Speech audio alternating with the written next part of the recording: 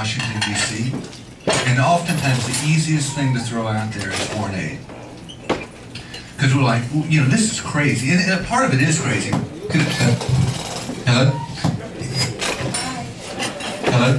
If you look at, you know, a $250 million check, for instance, going to Egypt, and you look at some of the crazy things that the president said over there, you'd say, this is crazy. But I would say, at the end of the day, I could give you the simplistic answer of we just need to cut it, but I would make two counterpoints.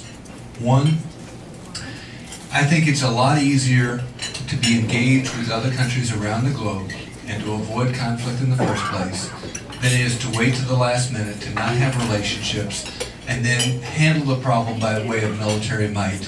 Because ultimately, military might is a much more expensive proposition. I would also say, as a percentage of the budget, relative to a lot of other categories, it is incredibly small. So, does it need to be shored up like every other area of government? Yes. But to say simply that we need to throw it out, which I think a lot of people want to give that answer because it's sort of red meat to conservatives, and I'm a conservative, is not where I am. Thank you very much. The governor and I might have a different approach on this issue. I do think it matters. I think giving Egypt F-16s and Abrams tanks is the wrong way to go. I don't think that the Muslim Brotherhood ought to be firing weapons created in the United States at Marines born and raised in the United States. So I oppose that on a couple fronts. I believe that all foreign aid from the United States should first be measured in the interest of our national security. If it buys us safety, then we should look at it. Now, I want us to be a generous nation. I'd like to think that I'm a generous individual, and I'm sure you are. So I want us to be a generous nation, but to borrow 40 cents on a dollar and then to hand it as a giveaway overseas just isn't smart right now. We're jeopardizing our own national security in doing so.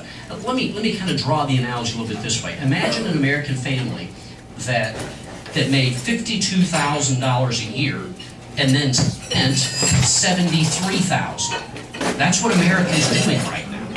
That's roughly the ratio that we're outspending our revenues. That's our deficit spending. We need to cut, we had some discussion about this the other day, I think it's not just the big rocks, we need to cut out the small rocks.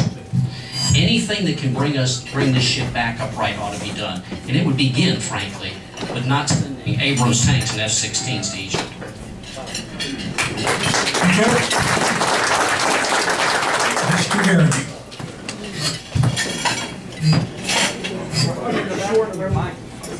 For Councilman Bostic, it's a follow-up question to something which was asked earlier. I'm an old CPA and I think I know what deadlines are. Couldn't you ask your CPA to get this done so that your information is released before the general election rather than waiting till after the general election?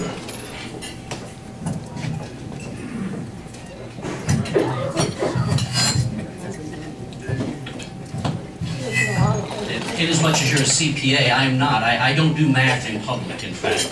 I'll just tell you. But you also know it's perfectly lawful to file for an extension. And that's what we did. We filed for an extension. We did exactly what the law allows us to do. And as I said before, I do believe that my financial disclosure will be released sometime in the next few days. And the reason is because I've been running businesses. I've been taking care of clients and doing those kinds of things. So it's not as simply as a static income source from a contract that I have with someone. It is an ongoing business operations, and we will have it. We have lawfully asked for an extension. Okay, there's a gentleman in the back of the room, I think, had his hand up. Okay, wait, please. This mic is going to last.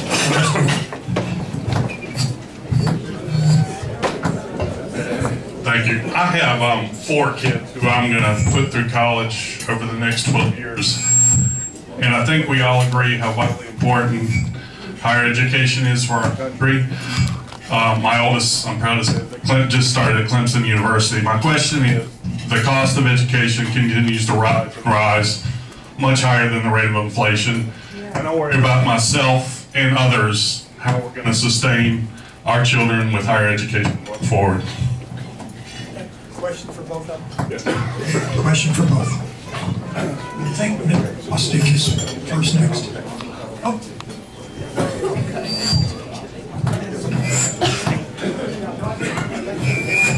I think what government needs to do is government needs to focus attention on what its core responsibilities are. One is regenerating this economy. And if this economy were booming, I'll submit to you that you'd be better able to take care of it. I have set forth a 5-point plan for doing that.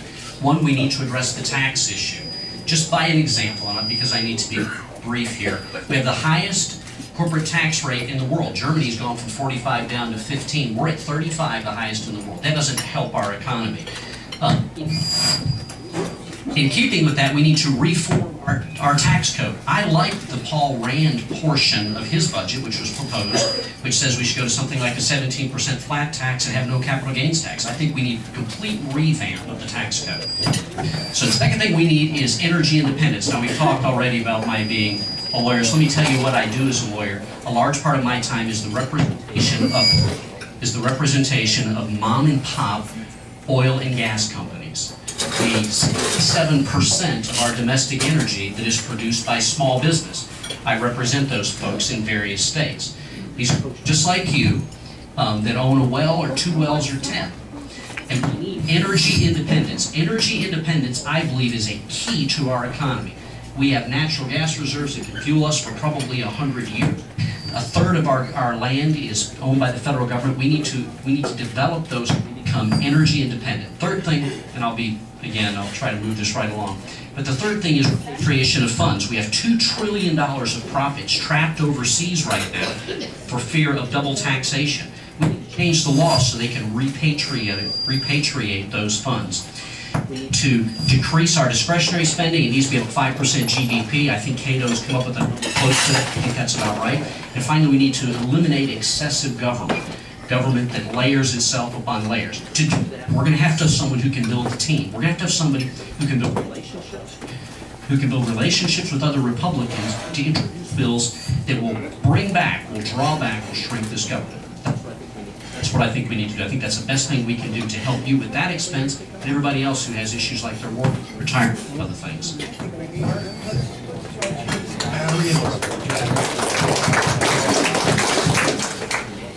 We're going to change the battery in the mic.